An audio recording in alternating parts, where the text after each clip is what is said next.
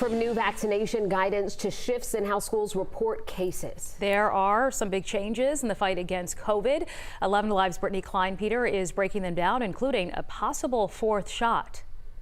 While the CDC recently relaxed its mask guidance, medical experts are still working to combat COVID-19, and Pfizer is now warning that people should anticipate a fourth shot. The company is working to submit data to the FDA for a fourth dose after its CEO said its scientists found protection from the initial booster shot began to wane against Omicron after 3 to 4 months. The CDC already authorized some immune-compromised people to get fourth shots back in the fall, but there's no word yet when the FDA could authorize a fourth dose for healthy teens and adults.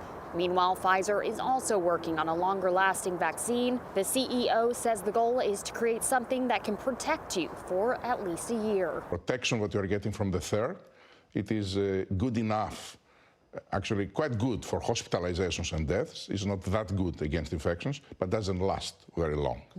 This all comes as the Georgia Health Department announces it will no longer require school districts to submit weekly testing data. This marks an end to a practice that began a year and a half ago, where schools were required to post a weekly snapshot of their COVID-19 cases. DPH says it's changing the guidance now because infections and hospitalizations have dropped in recent weeks. And another big piece of news for families with children under the age of 5. Pfizer says they should have a 3-dose vaccine series ready by next month, with distribution as early as May. Reporting in Atlanta, Brittany Klein-Peter, 11 Alive News. And another big story we're following: the CDC redefining low versus medium risk for COVID infection areas. Some doctors are now raising concerns over the changes, and you'll hear from some of them ahead at 6.